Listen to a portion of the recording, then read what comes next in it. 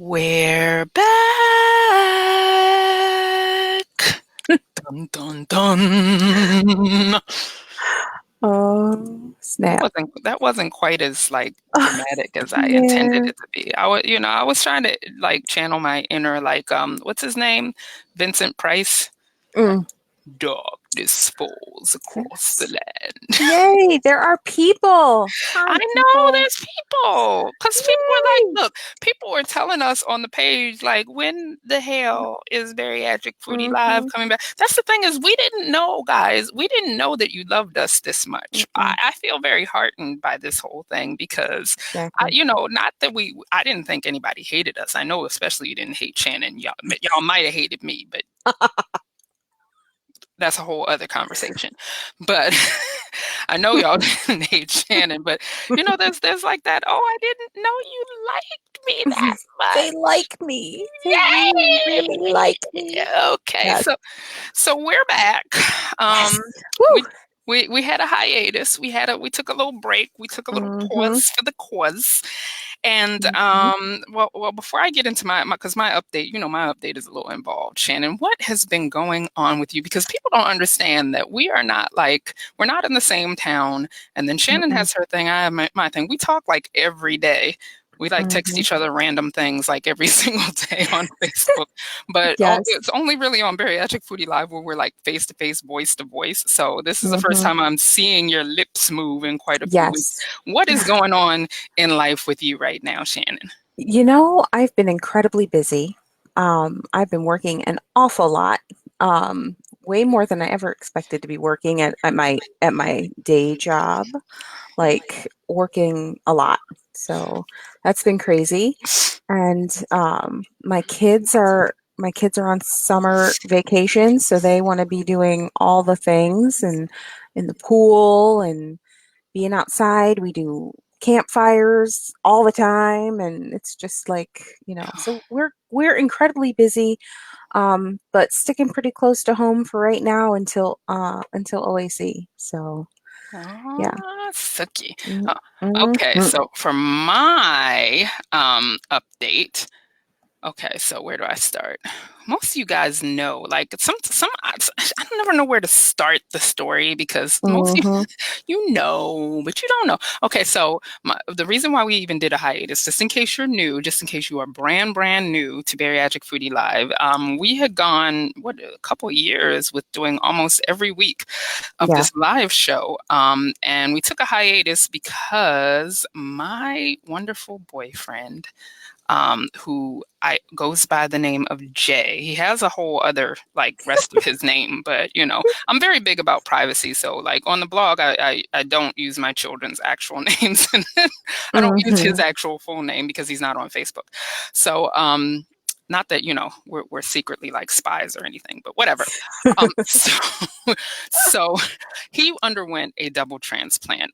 He had end stage renal disease, and he got a new kidney and a new pancreas. He was also type 2 diabetic. So as a result of this surgery, he no longer has an type end stage renal disease, nor is he effectively anymore a type 2 diabetic. Well, he had the transplant, Mhm. and I was pretty like forthcoming with everybody like that, and I wasn't sure what to expect afterward. I don't know. I've never like Mhm. I've been through, look, I've been through the bypass, I've been through the cancer and mastectomy thing. I know how I react to surgery. I didn't know what was going to happen with him. So he came out of surgery. He was doing well at first. They actually released him like 5 days after. Like he was in like intensive care for like 3 days, regular hospital for 2 days, and then they were like, okay, you can go home now. Wow. Right. Shannon, I was scared witless. So I imagine. I was like, I don't know what to do with this man. What if he flatlines on me or something? So anyway, Mhm. it's like, I don't know, CPR. So anyway, he comes home, Oh. and he's home for about 2 days. And it's interesting because the hospital staff, I remember them specifically saying that transplant patients that had had transplants of his kind, they had that particular hospital, which was a really big, good university hospital, had a 99% readmission rate. 99%. So to me, Wow. this begs the question of why the hell you letting him out of the hospital in the first place. Right. But anyway, they told me to take him home. I took the man home. 2 days later, he's complaining of pain, pain, pain. We have to go to the emergency room, pain, pain, pain, pain, Mm-hmm. pain. So we take him to the emergency room. They're investigating the pain.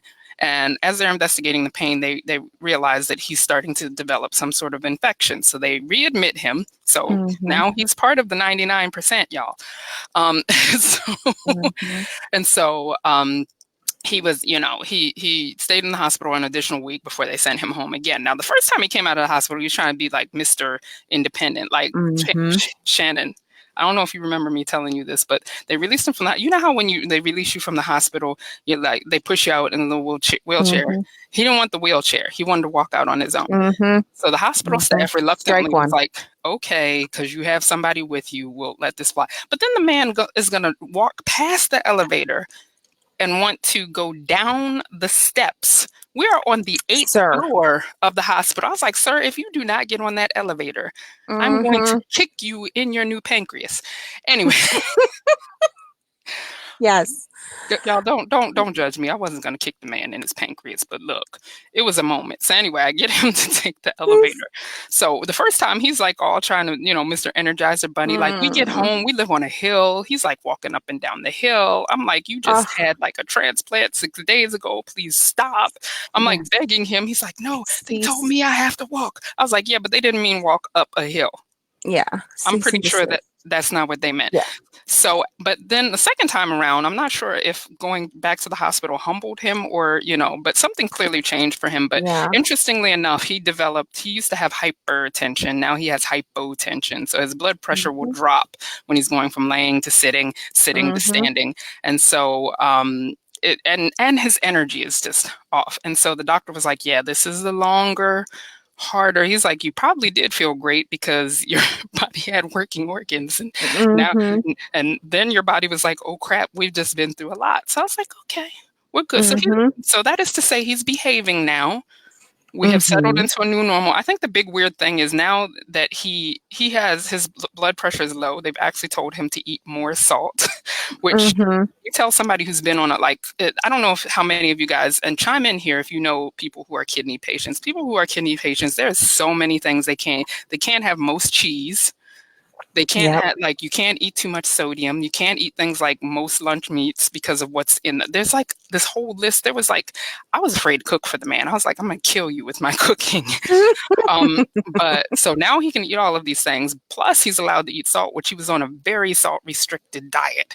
Um, Mm-hmm. I need to take a screenshot. We have 70 I viewers right now. know. I was Y'all are freaking like, out. y'all are like trying to be up in my business. Wait a minute, I'm gonna tell you. I'm gonna tell you. So Mm-hmm. anyway, um, so um, yeah, so that's where we are now, and we're doing pretty good.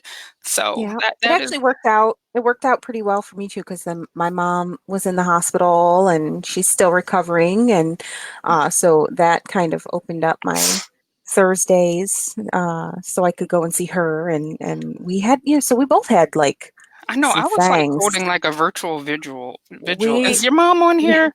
she's not. She had a rough day. Okay, So she's probably resting right now, but I will let her know that you said hi because okay, she would be here on here if she could, but she was having a rough day today. So yeah.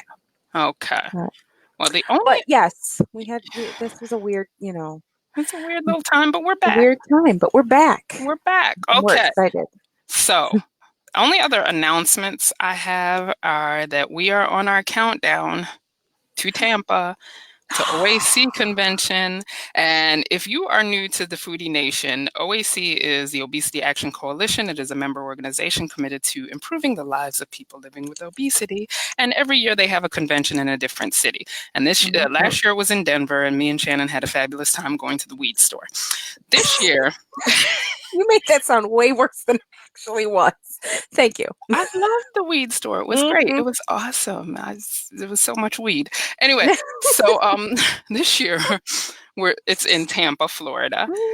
August 1st through 3rd, and I'll put the link Yay. to check out the convention if you're in the Tampa area. It would be great to see you. But if Hmm. you are not able to come to the convention, just know that we do convention coverage, which means that we do end of the day recaps of, just, general overview of, what we learned, who we heard from, da da da da da. And then in the Hmm. weeks after the convention, we try to bring as much of what we absorbed from the Yes. convention back home to you. So stay tuned because that's Hmm. coming up. Now, the reason why I know 74 people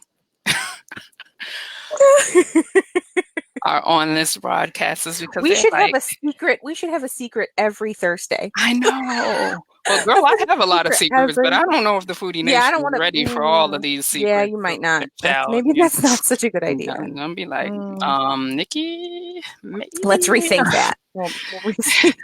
Yeah, we gotta talk about the strategy on that one. But so here's what I want to say as a precursor, okay? And by the way, you guys can like run polls, place bets on Hmm. what you think it is if you want to. But I know I made this whole secret thing sound like super duper deep. And that's Hmm. because for me, it really was. It was a big change that I made in my life. And, I you know, didn't know for a while. yeah, you didn't Yeah, I know. didn't I even didn't even know. I didn't Mm-mm, even tell Shannon until it was time to mm-mm. do the show. Shannon was like, "Wait a minute, what?" What? Huh? And Yeah, if I didn't tell Shannon, that's some deep it's a stuff. thing. That's a thing because usually I tell Shannon everything. I tell Shannon Hmm. like what I ate, and I Hmm. sometimes just text her that I sneezed, Hmm. that kind of stuff. So, Hmm. so anyway, True. now when I tell you what it is, your first inclination might be to say, that's not really as big a deal, Nick. But I want to like sort of first go over why it is a big deal for me. Hmm. First things first, I am a creature of habit. And so Hmm. therefore, I have been doing pretty much the same stuff for the past 11 years. And generally, it's worked out okay. I lost weight as a result of weight loss surgery. I had a bounce back, not a full bounce back, but I had some bounce back weight. Um, I lost some of that bounce back weight, and then I found a reasonably healthy lifestyle that I can stick with and have pretty much stayed the same size since then.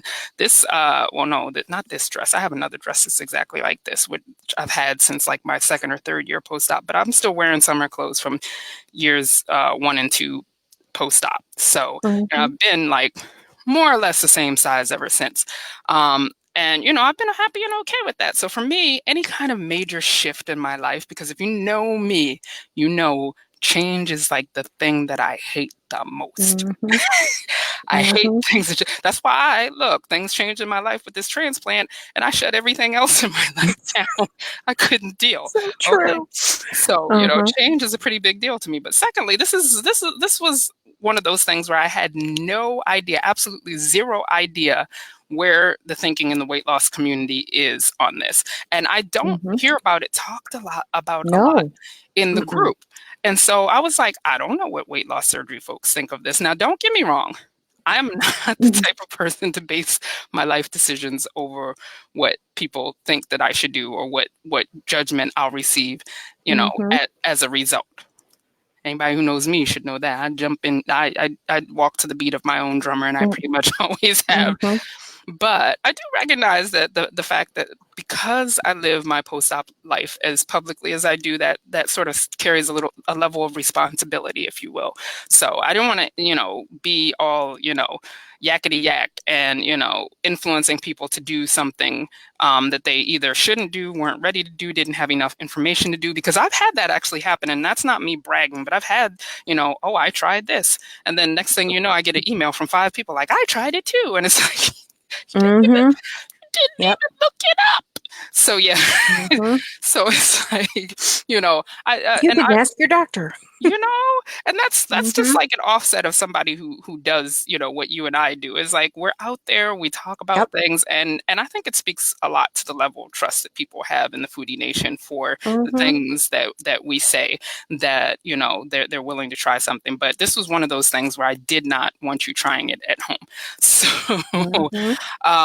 and especially until I wasn't 100% sure. Oh, somebody like messaged the page and said I got married. Oh, honey, no, I did not get married. Spoiler, Mhm. I didn't. I saw that come up. Although I would try to discourage you all. No, I'm kidding. Um, just a little side note on that, because it's like it's interesting because I have a lot of friends on my friends list who don't understand the fact that I never ever ever want to get married. Like, I love my Mhm. boyfriend to pieces. I don't want to marry him. So, and that's not like a diss on him. I just don't want to be No. married to anybody. So, I'm gonna die an Mhm. old single woman.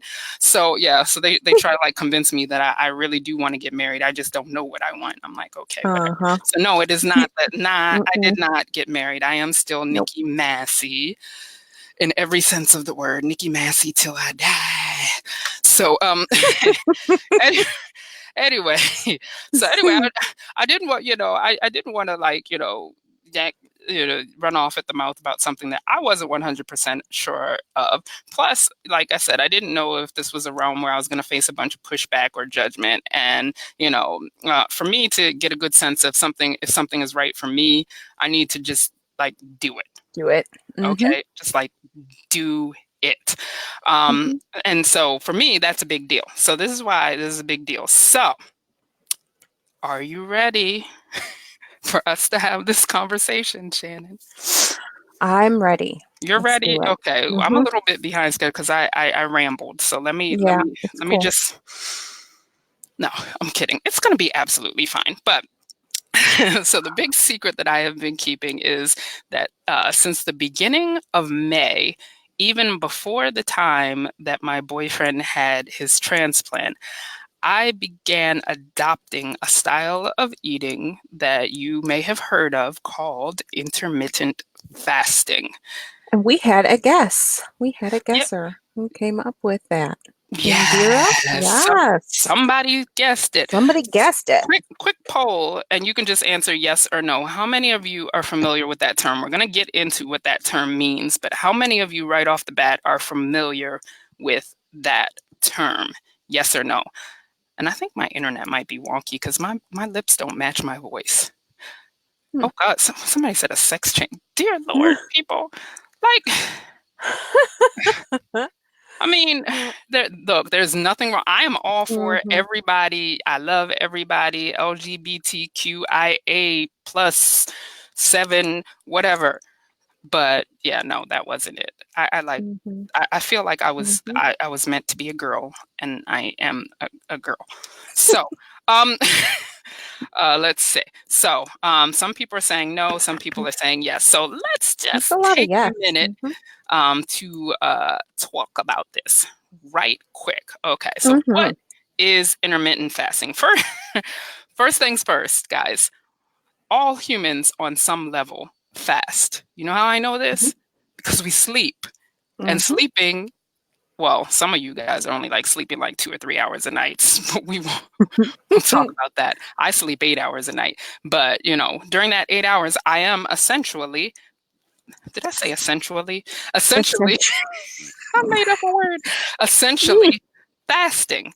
Mhm. And in the English language, we even call our first meal of the day break fast because we are breaking our fast. So the concept of Mhm. fasting should not be entirely new to anybody. However, let's talk about this intermittent part.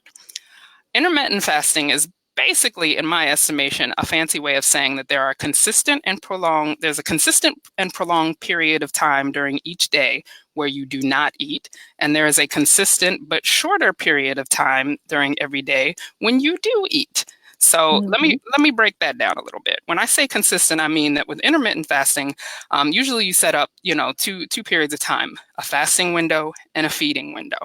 And for most people, those times are pretty consistent, not only because it makes the habit easier to adopt, but because it ensures that you get whatever the proposed benefits of intermittent fasting that you're going for. And we're going to talk about that in a minute. So, how long are we talking about fasting? I'm going to share what I do in just a minute, but hold on. Bear with me. I'm going to go through all of this with you. But fasting and feeding windows, like if you look online, you'll see them presented kind of like a ratio. And the ratios will look something like this: 16:8, 18:6, 24, 5:2. Those are common ones that you'll see. Those are not the only ones.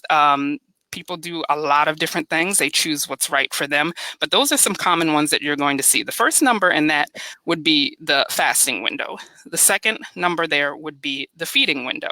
So for example, 16:8 means that 16 hours out of the day you do not eat, 8 hours out of the day you do eat.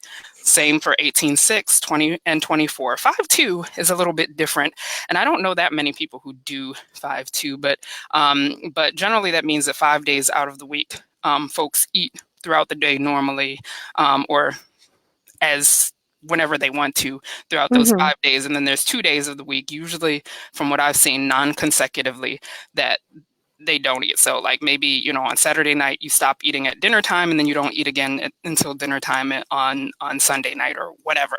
Mm-hmm. So like I said, I will talk about which kind I chose in a moment, but first there are a few more terms that I want you to become familiar with because they may come out of my mouth in talking about, you know, my experiences interacting with other people doing intermittent fasting and having been in that world for a little while. And if you have any questions, throw them out there. I'm going to depend on Shannon to sort of like Mm-hmm. stop us every once in a while to answer questions. But the next piece of terminology I want you to familiarize yourself with, and this is something that I didn't put a huge amount of stock in, but I will talk about my experiences with both of these terms, is clean versus dirty fasting. In the intermittent fasting world, these two terms describe two different kinds of fasting. I'm not fond of the names of these terms. It Mm-hmm. just makes, you know, clean equals right, dirty equals wrong. I don't think that Mm-hmm. that's like the way anybody should look at anything in life, much less how they eat. There is right for you and not right for you, or doable for you and not doable for you. But Mm-hmm. clean versus dirty just always sort of bugged me. But I'm not in charge of the world. I'm not queen of the world. So look, we're going to deal. So how I understand clean fasting is that when you are in your fasting window, you do not consume any calories and you only consume certain beverages, such as black coffee, water, or herbal tea without any sweetener and not Mm-hmm. even no calorie sweetener. So no Splenda, no stevia, no monk fruit, no none of that. Just unflavored. Okay. And particularly those couple of drinks seem to be like the most acceptable from the people that I've talked to who do this so-called clean fasting. By contrast, so-called dirty fasting does allow things like sweeteners in your beverages and things like fruit infusions. And some people even believe that you can eat up to a certain number or consume up to a certain number of calories without breaking your fast. So doing things like adding creamer to their coffee and things like that.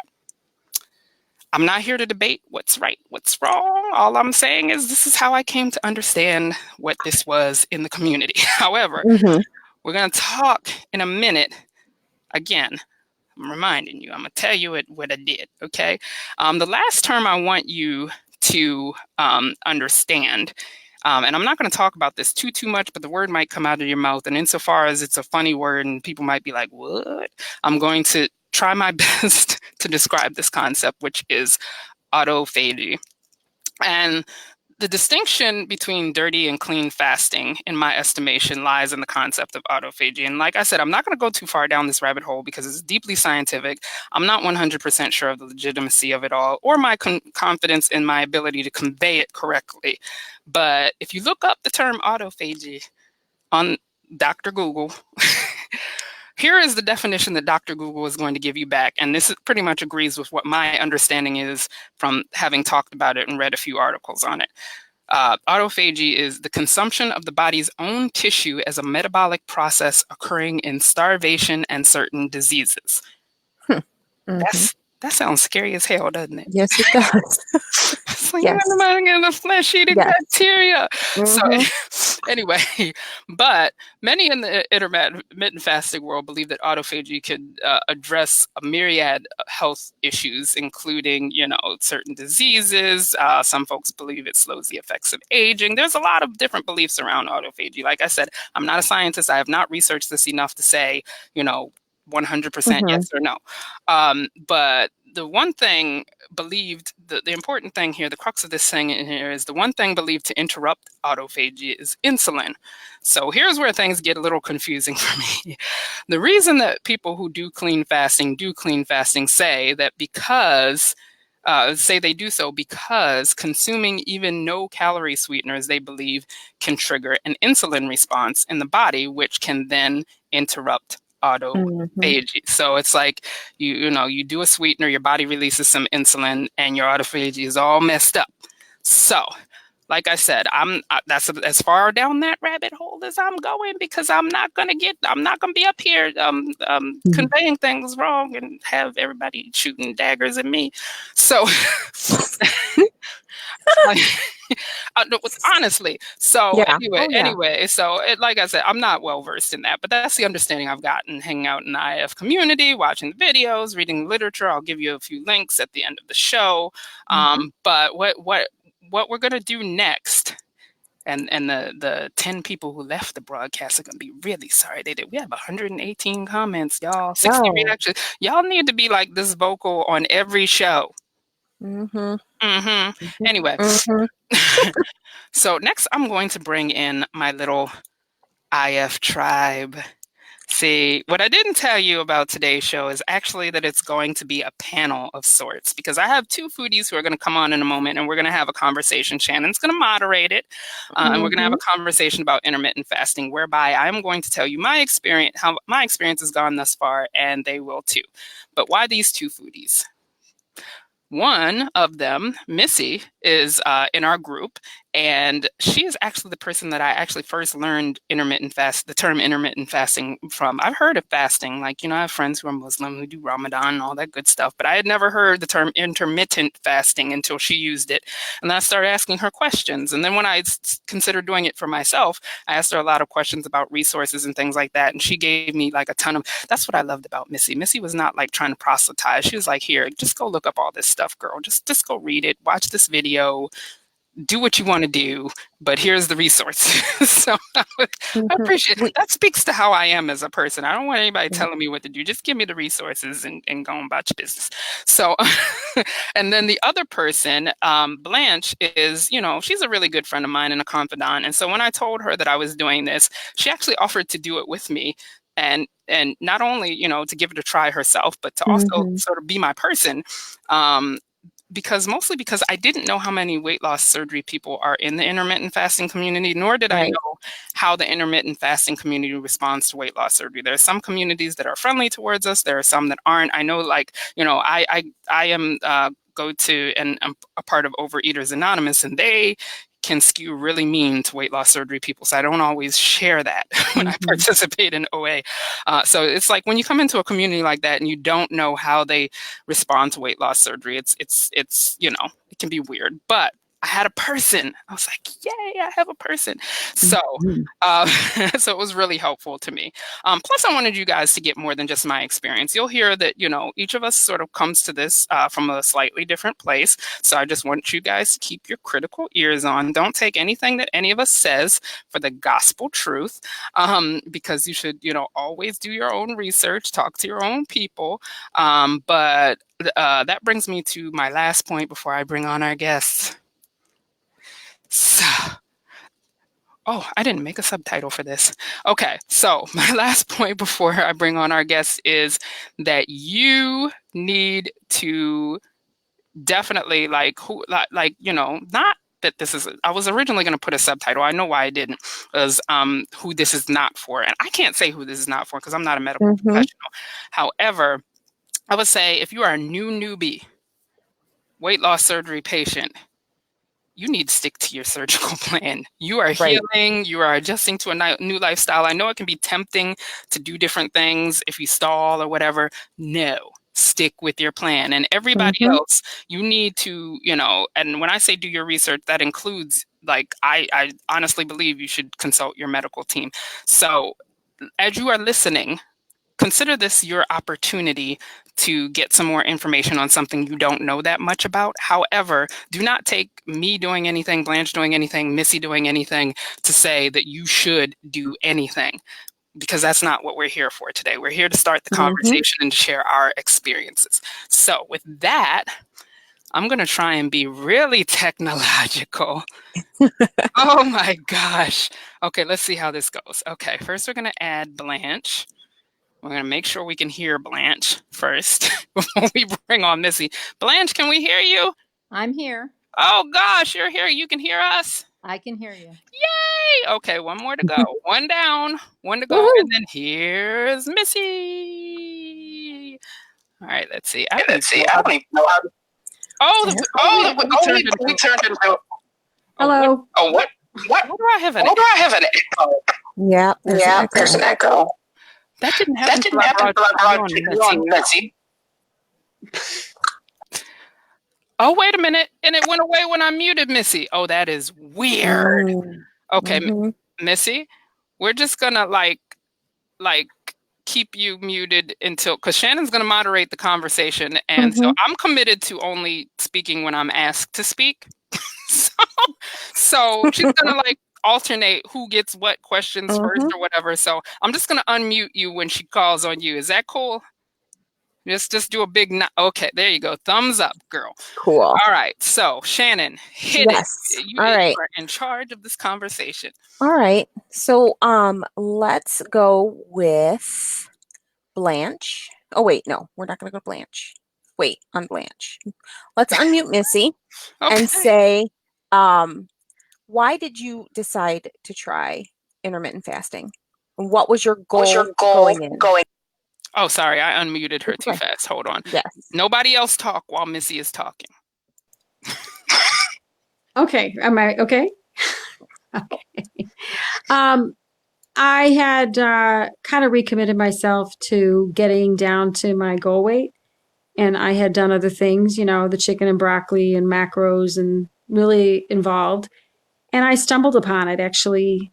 I was thinking of doing a keto diet and getting into that, and I really just stumbled on it on the internet. And I'd heard of it before, so I found a lot of the resources that I shared with Nikki, and it really made a lot of sense. And I did a lot of research and listened to a lot of things before I really tried it. So, and it worked.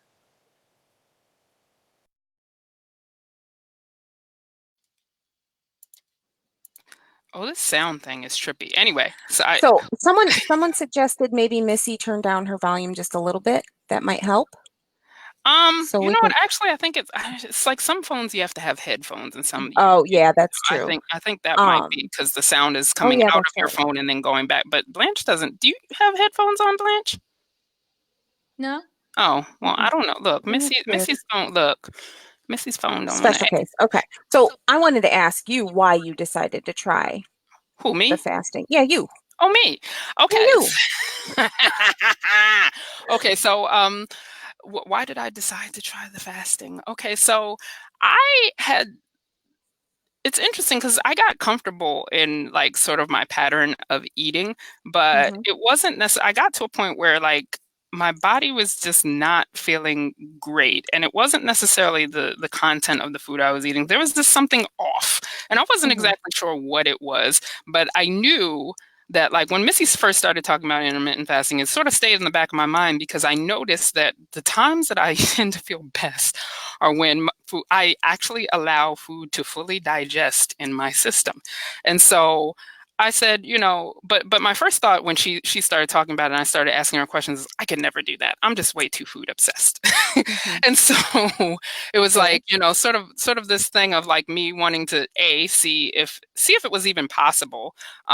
Because, you know, I had told myself that, you know, I'm a weight loss surgery patient. It takes all day long to get all the calories that I need. I just need the whole day. Right. So I wanted to see if that story was true. I wanted to see if I did, in fact, feel any better and less junk down.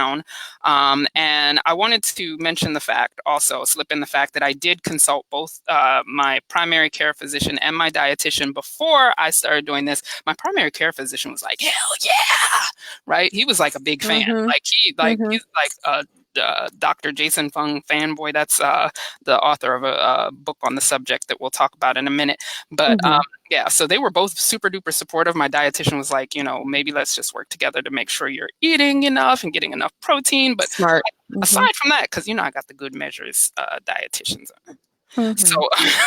So, you know, it would, you know, that was a pretty good thing. But yeah, that's how I came to the decision is I didn't necessarily have a weight loss goal in mind or Goal. anything like that, but I Mhm. just wasn't feeling my best, and so I Okay. decided to try something new. Perfect. So Blanche, I know you are Nick's ride or die, and you have been up for any crazy thing that Nick suggests that we try. And I know this Blanche, because don't tell him about we're that one thing, Blanche. we all kind of like talk, and Nick spouts out, "Hey, let's do blah, blah, blah," and you're like, "Yeah, let's go. Let's do it." So, I wanted to ask you if you after you agreed to try intermittent fasting, if you had any concerns, especially being a post-op, if you had any concerns about those, and how did you address them? I didn't really have any concerns being a post-op. Okay. Didn't even cross my mind.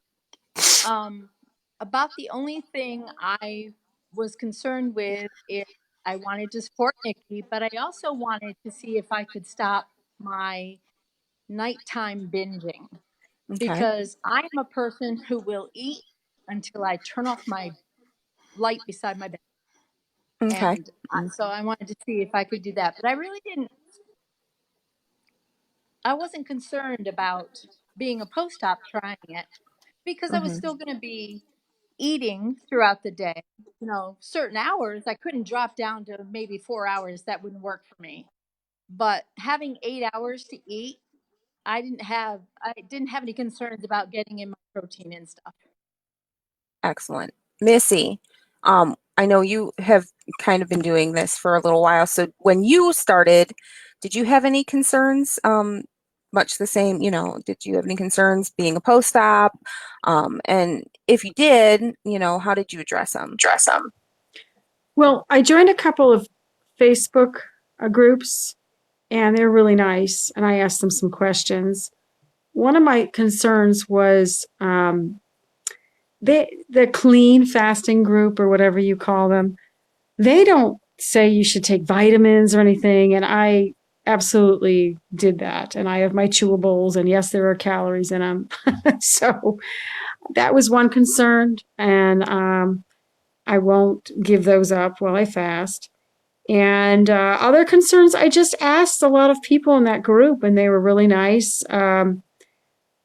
Just about the timing of it and what you can and can't do. And I see a lot of the same questions come through that group. Why are sweeteners a problem? And it was answered really clearly for me. I get it. A lot of the benefits of autophagy, that's one of the reasons I did that. One of the reasons I did weight loss surgery was to improve my health. And one of the reasons that fasting was so important was it doesn't just help you lose weight, it does all these other things to help your health.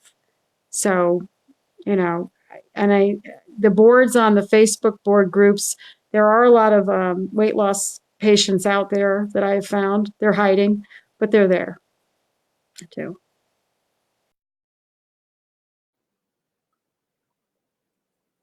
Sorry, Read it. Shannon, I had you muted, but can I throw in a supplemental question? I Mm-hmm. did promise that we would say what we were each doing, so I'll start and then Perfect. we'll jump to Blanche and then Missy, Mm-hmm. and say that I started at a very flexible, the first 30 days I did a very flexible 16-8. So I fasted 16 hours a day. I ate within 8 hours a day. And the first month I did dirty fasting, mainly because I am not a big fan, and you guys should know this about me. I'm not a big fan of adopting one big, multiple big lifestyle changes at the same time. I want to get my feet wet, get used to it, go from there. So the whole fasting concept and it wasn't so much the 16-8 thing, because I would venture to guess that a lot of us go like 12, 13, 14 hours at a time without eating. But as soon as you tell me, and it's not necessarily even a hard can't, but you shouldn't or you can't, or I'm not going to eat for this certain amount of time, what is the first thing I'm going to think? I need to eat. So it's like, I needed to get used to and get past that mindset and do that. So I did 16-8, and I did the so-called dirty fasting. What about you, Blanche? Well, I started with the 16-8, the same as you did. I did try to go to the 18-6, did not work for me. Just wasn't enough time for me to get in what I needed to get in. But I found the 16/8 to be pretty easy. Yeah, it's pretty forgiving. Okay, wait a minute. I gotta mute everybody so we can hear from Missy. Okay. The groups that I was on, a lot of them were leading up to this 5-day fast, which is supposed to be the ultimate, like, to help you heal with autophagy. So I did smaller fasts, kind of building up my fasting muscle so I could get to a 5-day, and I failed a few times. I wouldn't say I failed. I mean, I managed to fast for 2 days, 3 days at a time, trying to get there. And I did a lot of shorter fasts in there. I have yet to find a pattern, and that's my goal, is to get on a pattern. I know you were talking about 18/6s and all this. I'm trying to do something called a 36 times 2, which means I would fast 36 hours twice a week. The longer fasts seem to promote the autophagy benefits, and I want that. And the 36 times 2 or 3 a week is a good one for weight loss that I've found for women. So I've done longer fasts. I did actually make a 5-day fast. And I can answer any questions anybody has about that. But the shorter fasts of a couple days, they were very doable. And I exercised and everything during those too. So wait a minute, just real quick. I also want us to reiterate how far out from surgery we are. I am 11 and a half years post-op. Where are you? I will be 5 years in August soon. Yeah.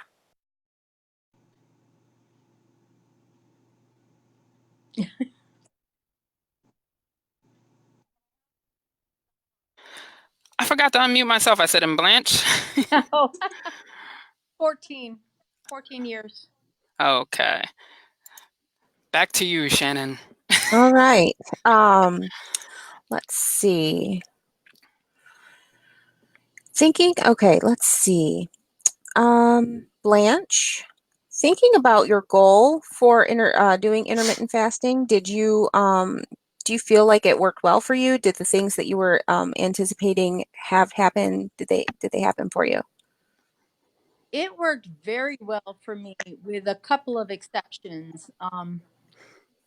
I was more concerned with sticking with the intermittent fasting more than I was with what I was actually eating. And a few times I ended up having some reactive hypoglycemia and had no choice but to eat to be able to bring that back into line, with the exception of one night, which Nikki knows about. But that night was, well, I don't want to, it was difficult. Do you feel like this is working well for you, or had worked well for you? I Yeah. enjoy it. I think it's easy, and I do think it. I'd like to ask Missy the same thing. You're thinking about the goals. Are you achieving? Works well? Sorry. Well, I haven't been fasting lately. I'm glad that Nikki has this what we're doing now, because I really wanted to get back into it. And I want to put it in my life regularly. Yes, I was achieving a lot of the goals, and I want to do a 5-day fast a couple times a year. That's just for me, for disease and cancer prevention. It has nothing to do with weight loss, but I want to put in regular fasting during the week for weight loss and health. And it's also helped. My husband jumped on board, and he doesn't ever diet. So, I'm just thrilled. Like, I had a partner in crime when we were on vacation, and we were fasting at the same time, believe it or not. So that was really helpful to know that I would have his support, and we can help each other. Excellent. Let's see. Nick? Yo. Is there anything you have learned doing intermittent fasting so far that you want to share? Yes. And we'll See, be I talking. knew the answer. I knew the answer to this question before I asked it. Well, I'm So, gonna give you the abbreviated answer mainly because this is, like I said, the start of a conversation. So mhm. we'll be talking about this more, and it'll be woven into the thread of how I talk about my life and my eating from here on out. Because I tried it. The first 30 days is I forgot to mention that the last time I tried the first 30 days as so-called dirty fasting. The second 30 days I did so-called clean fasting.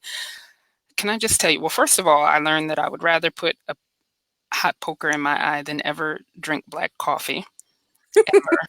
I don't care. I don't like it. I don't care if you like it. I don't care if that's what your mama, your grandmama, your daddy drank.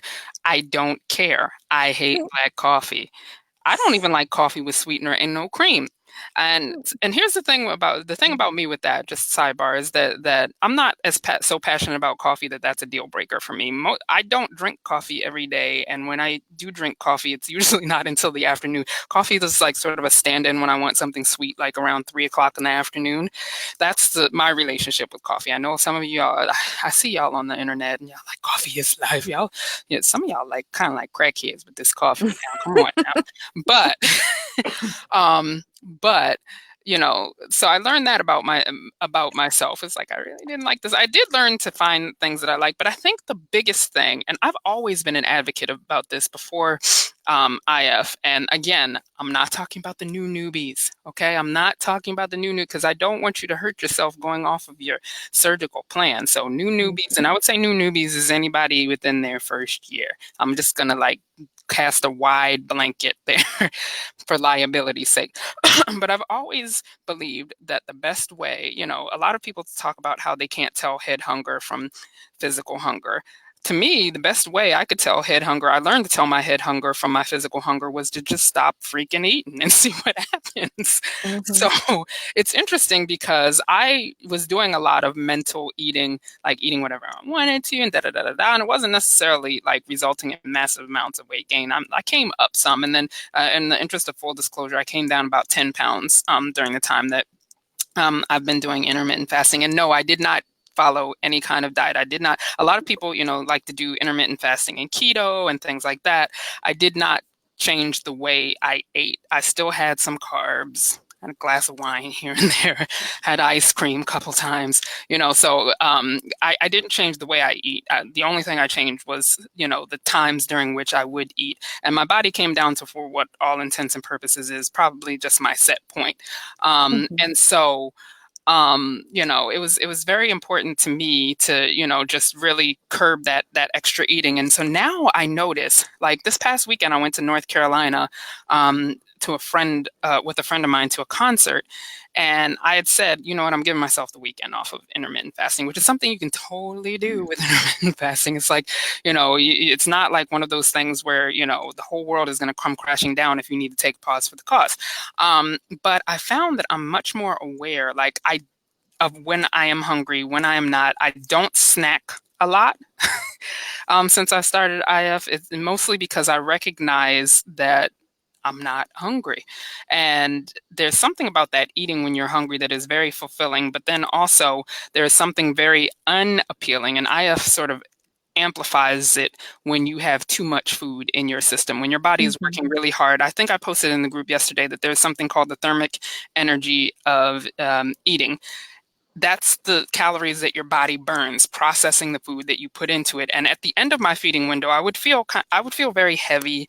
I would feel kind of sluggish and things like that. So it was like the best time where my body felt the absolute best was like probably about an hour and a half before I broke fast, before I was really super duper hungry, but Mhm. my body just didn't have any food in it that it was trying to process. That's when my system I felt absolutely light, wonderful, great, you know, wonderful. So I think it just sort of influenced how I ate and snacked because I didn't ever want to feel overfull. And Missy is raising her hand, so let's Yep. let her go next. Hold Yes, let her go. Let her go.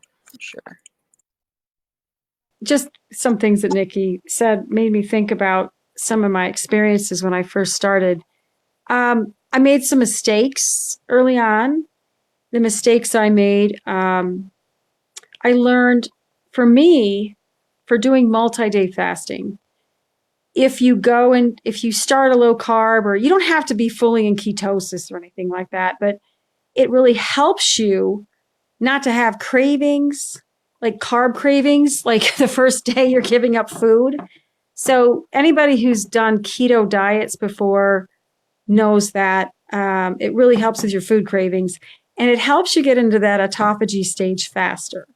So I did do some low carb eating. I also kicked off a couple of my fasts by drinking tea with coconut oil in it, things like that, to help me get into the ketosis state.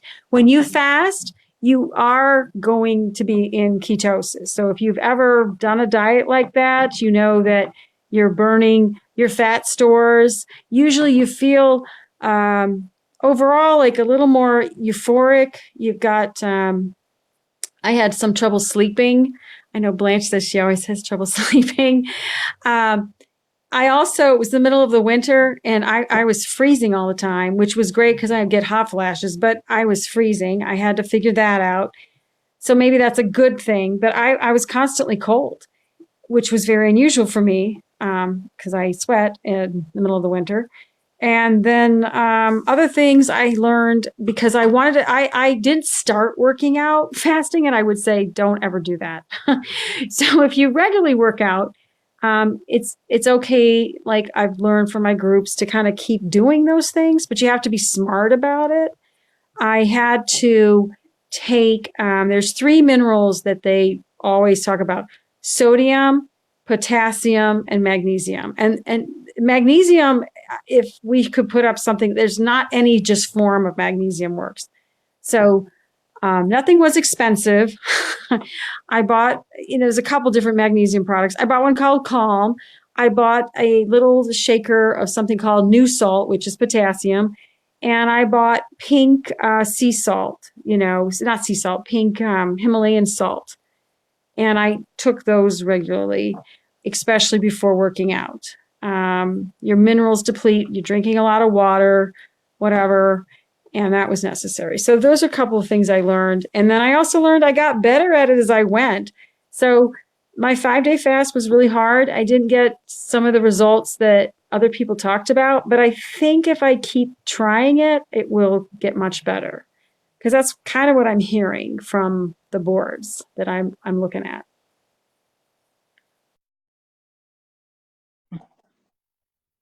Mary, got me back? Yeah. So the next question, I'm just gonna kind of bring it out and let's see who raises their hand first. So we have a pretty strong weight loss surgery community. Can you tell us a little bit about any intermittent fasting communities? What are they like? Have you found any that are accepting of weight loss surgery people? Who, if you got anything, raise your hand. I will say Blanche and I joined the same group. Okay. And I'm actually not just yet going to link to that group because it's a relatively small group, and I want to contact the admins before they have like an influx of weight loss surgery folks with weight loss Right. surgery folk questions, because it's not a weight loss surgery group. Cool. And the fact that, I'm, 11 years post-op. Blanche is, what did you say, 15 or 16? Girl, 14. you out there. You out there. So, it's not, you're never, a non-op, but you are closer to being a non-op where we are than for somebody who's like a year or 2 years out. So we blend is basically what I'm saying. We blend well. So, and that group, I didn't really get, well, you know what? There was one, I don't know if you saw that, Blanche, but there was somebody who recognized me in that group. I posted and she was like, "Oh snap, my two worlds are colliding," and I was like, "I've been discovered." But I felt so exposed. But aside from that, I haven't really encountered that much talk about weight loss surgery in that particular IF group, and that's the only one that I joined. What do you think, Blanche? I never brought it up and never mentioned that I had weight loss surgery. So I didn't have any interaction in that way. Okay, and then wait a minute. Let me get Missy. Missy, what about you? I'm a member of, I don't know if I've left them. At least 4 intermittent fasting groups on Facebook. So I probably get them confused as I talk to you. I will tell you this. You're not allowed to post pictures of any food or recipes on those sites. They get really mad. So, and rightly so, because a lot of people aren't eating. Just as I don't go to the grocery store and I don't cook. There are people who can cook and go to the grocery store when they're fasting. I'm not one of them.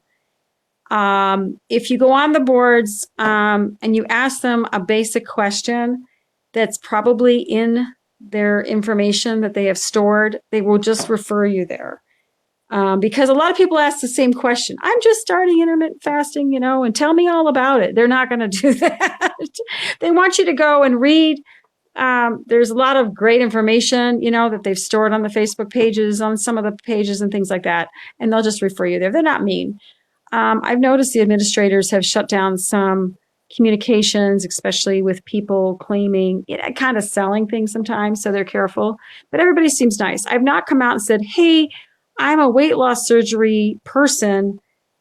Is there anybody else out here? But there have been some questions on the board because they're getting the same symptoms as weight loss surgery patients. People who are losing massive amounts of weight in fasting are like complaining about hair loss.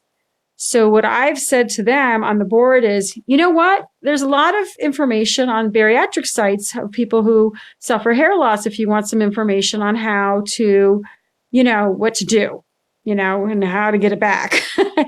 And I've noticed that there's been some chiming in by some other people that seem to be weight loss surgery people that are on these boards. So there's thousands of people on some of my Facebook groups that I'm on. And they also follow some like Jason Fung, Dr. Jockers, and some of the people. And they'll also, it's a good place if you want to do a fast with somebody else. Hey, I'm going to do a 72-hour fast. Who's on board? That kind of thing. So you can kind of partner up with somebody.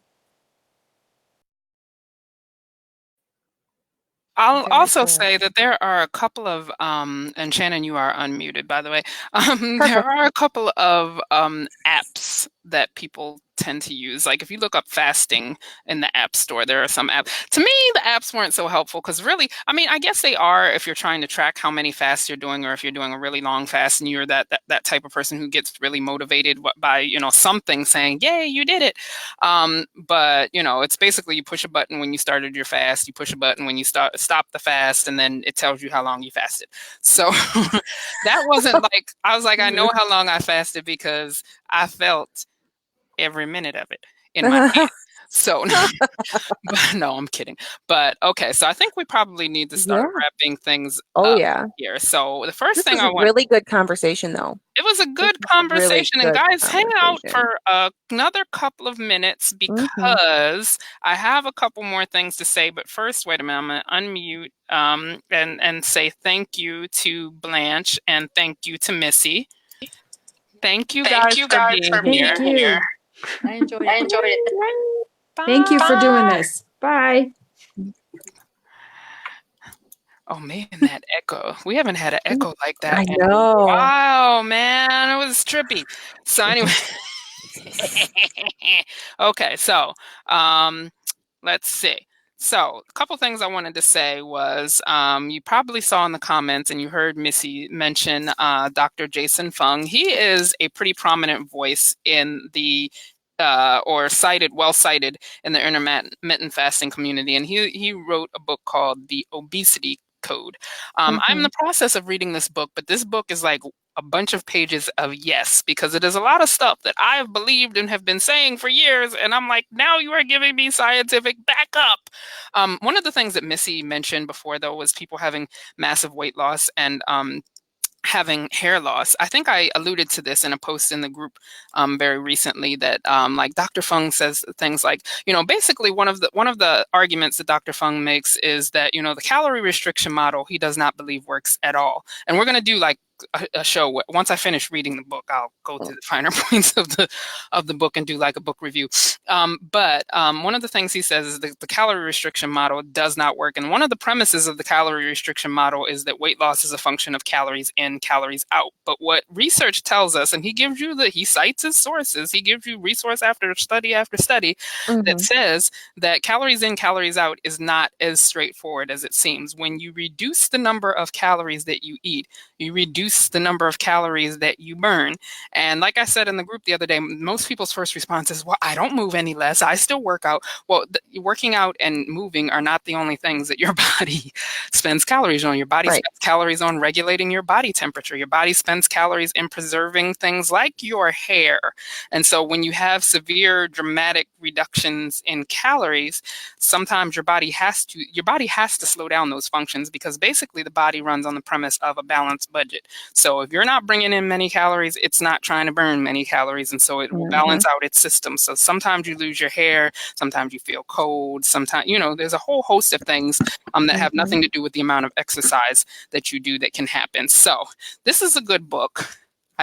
I'm loving it so far, but if anybody else is interested in getting it, and this book is not in and of itself about intermittent fasting. It is about what Dr. Fung believes is the greater cause of obesity. And the thing that I liked about it is, and I'm sorry, I know I'm running over, guys, so if you have to leave, come back, because this last few minutes is good. But wait a minute, hold up. Basically, hold up. Okay. Oh my God, I found it.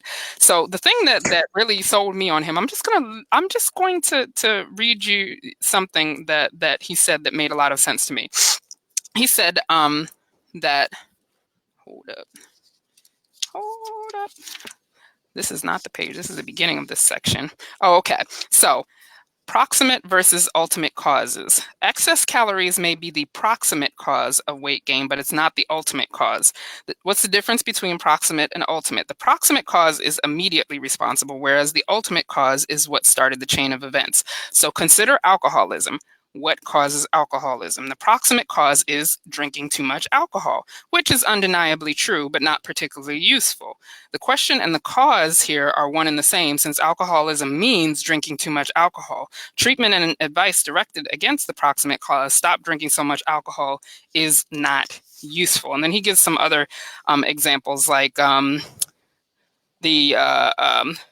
why is it so hot in this room? The proximate cause is that the heat energy coming in is greater than the heat energy leaving. And if you went by the proximate cause, the solution would be turn on fans to increase the amount of heat leaving. But the ultimate cause is that the thermostat is too hot. The solution there would be turning down the thermostat, which would be a long-term solution to that problem.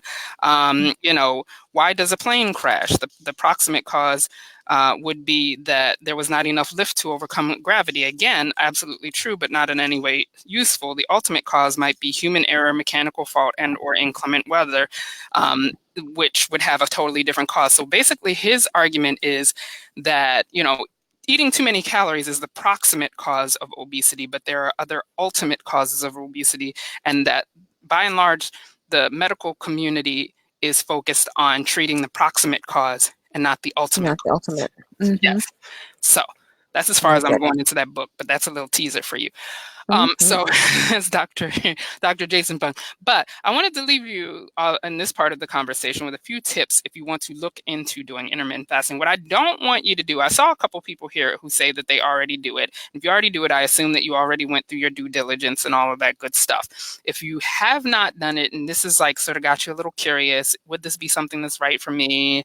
Should I consider this down the road? I don't know. What I don't want to see is like tomorrow, everybody like, I'm doing intermittent fasting. You talked about it last night and I'm doing it. I'm going to do it today. I'm going to do it. So that's the thing. And I don't mean to make it sound like I think I'm some sort of Pied Piper, but that has happened to me before. Yes. So that's not me being conceited. That's me being concerned. Okay.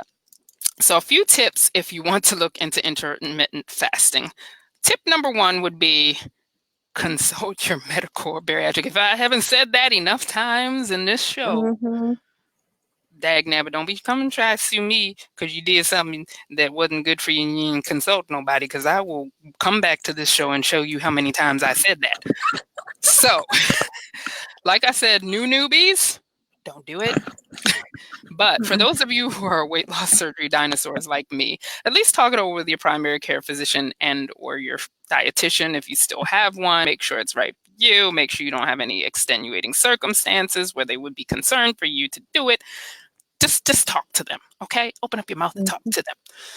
Number 2 would be know what you want to get out of it. That will help you determine what kind of fasting you do. I totally mispronounced autophagy. I don't know. Look, anyway, the auto thing.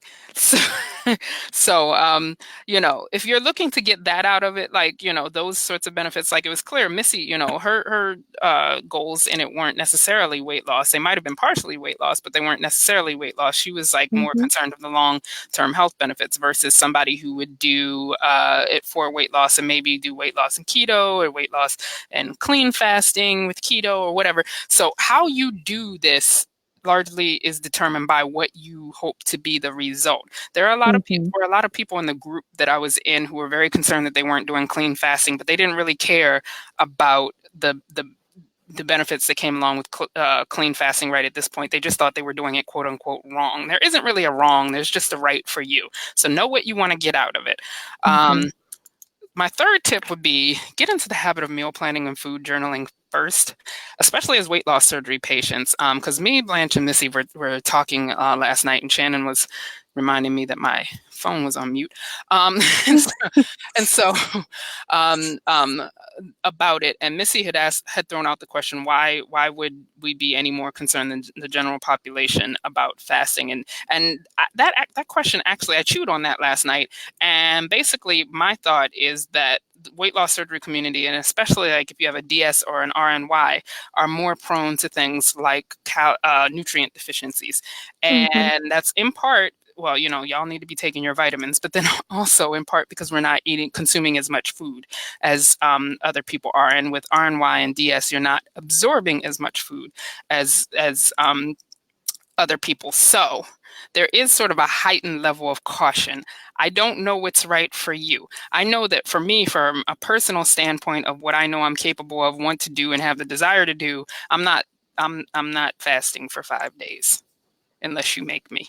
And that would be torture because I did something very, very bad to you. But that's not like saying anything bad on it because, Missy is doing that as a decision for her health. It's not the right health decision for me. So it's like you sort of have to make those determinations for yourself. But I will say meal planning and food journaling are good things to make sure that you are staying on top of your macros because, that period of time comes closer than you think. The people who do 24, where they fast 20 hours and eat 4 hours out of the day, there's an acronym, OMAD. That stands for 1 meal a day. That's all they eat is 1 meal a day. I don't trust myself to get all the nutrients that I need out of 1 meal a day. So I'm not doing 1 meal a day. But, make sure you're getting, some good stuff into you. Enlist your dietitian to help. Again, you've already had all the requisite conversations before you even decide you're going to do this, but then enlist your dietitian to help you to determine what it is you should put in your body when you are putting something into your body. And then tip number 4, my last tip is don't jump in head first. Only after you've had your medical team's blessing. My advice would be to ease into it. Blanche and I did a plan where you eased into it. I believe it was over the course of a week or something like that. It was like day 1, you eat dinner an hour later. Then day 2, you eat breakfast you eat dinner an hour earlier. And day 2, you eat breakfast an hour later. And, you keep going like that until you've gotten up to the fasting window that you want to achieve. I don't find 16-8 to be hard now, but the first few weeks, it's like, man, I've done 18-6, and that's about as far as I'm willing to go. And 18-6 was actually unintentional. It was usually 18-6 resulted in me eating a really big dinner at 6, and so I wasn't hungry between 6 and 8, and then 8, my fasting window started. So it's like, and so I didn't eat any earlier the next day because I wanted to keep my schedule. So I inadvertently did 18-6. That's when 18-6 tended to happen in my life. I also did work out completely fasted. A lot of people think that you can't do that. And when Missy said that she did it, I didn't believe her, but I am actually perfectly capable of working out a lot. Like on Saturday mornings, you guys would see me on the couple of times that I went live. I'd be walking at the lake. I was completely fasted by that point. By the time you're 12 hours into a fast, your body has gone through the food stores that you put into it. So a lot of times I was doing I'm not doing super 2, 3, 5 hour Biggest Loser workouts, but I was doing my workouts. Just ease into it. But at this point, I know it's late, and the 32 of you that stuck in there, Troopers. if you have any questions, this is your opportunity to throw them out, because we're going to hang out here just a little while longer, because I know we talked a lot. We tried to fit a lot into this show. So if anybody has any questions, and I'm going to scroll and see if there were any questions that comes up. Let's see. Love the info. Oh, Lisa played hooky from work to get here. Okay. Debbie said she feels stuffed trying to get everything in 8 hours, but will stick with it. Yeah, I didn't have the feeling stuffed, because I don't know. I eat on most days. I eat 2 really good meals, and then sometimes I'll have a snack. But I've always been perfectly capable in 2 meals of getting all the protein. Like my meals typically have about 30 to 35 grams of protein a meal. So if I was going for like the 60-70 gram protein range, I'm good with that. And sometimes I have a protein shake or a protein snack. Debbie agrees with me about the black coffee. Oh God, yeah, I can't do it.